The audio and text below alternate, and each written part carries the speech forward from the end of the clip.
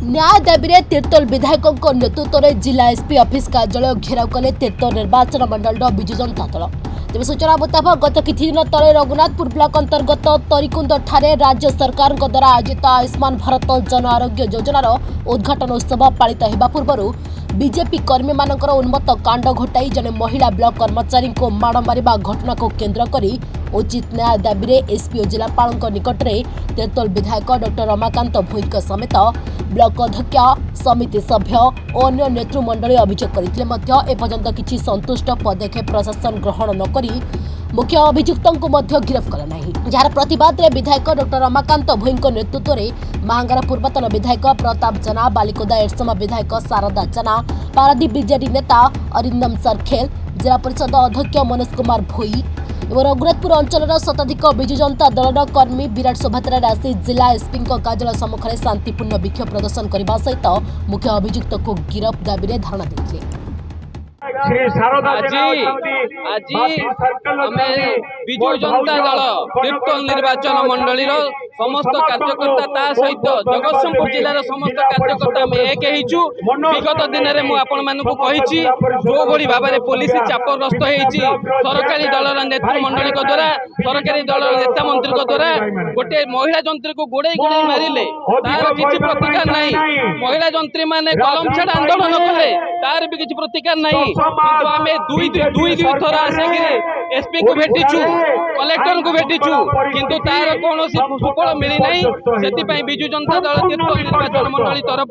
आज SP office घेराव कर एसपी ऑफिस को एसपी को मेमोरांडम दिया जो भाव में विजु जनता बीजेपी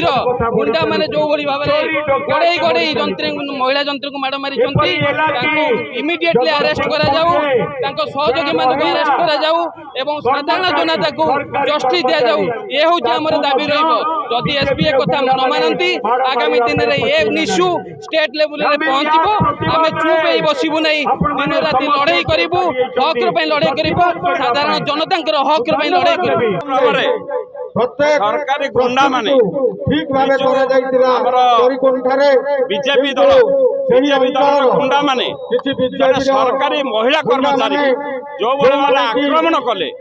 प्रतिवाद सरकारी कर्मचारी मैंने धारणा देते आज पर्यंत मुख्य आसामी से गिरफ है बर्दास्त करना विजु जनता दल आज हजार हजार संख्यार जो विजु जनता दल कर्मी मैंने आसी प्रतिवाद प्रशासन को चेताई देवाई आईन श्रृंखला न संभाला जाए आईन श्रृंखला प्रति सजग न रुए मोहन सरकार आम आगामी दिन में प्रशासन को अचल करदेव से आज हजार हजार संख्यार विजु जनता दल कर्मी माने आज प्रतिवाद सभार आईन श्रृंखला परिस्थिति संपूर्ण रूपे अधोगति होती जगतसिंहपुर जिलार आईन श्रृंखला परिस्थिति भारी विपर्यस्त अवस्था अच्छी जगतसिंहपुर पुलिस आपातत भाव में सरकारी दलर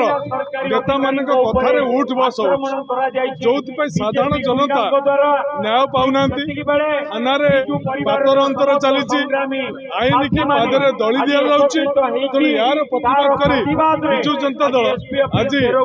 एसपी ऑफिस घेराव कर एसपी की चेतावनी दौची जदि परिवर्तन न हो विजु जनता दल बाध्य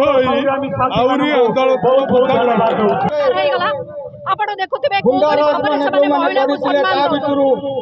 आपण माने जाके प्रश्न करथु एटा कोन ओडिया हॉस्पिटल महिला को आज जो कोन भाबरे असम्मान कराउछि आज आपण देखंतु 10 मास भीतर केते महिला को दर्शन केते पिला को ट्रैफिकिंग आज कोन इतिहास करि देले केबे भी आपण देखंतु एटा बिजु महिला जनता दल बिजु जनता दल सरकार थिला जहा द्वारा को महिला घटना घटा गला जहा प्लानिंग रे घटा गला जे निजे उपस्थित रही सरकारी कर्मचारी आरंभ करी पंचायत ऑफिस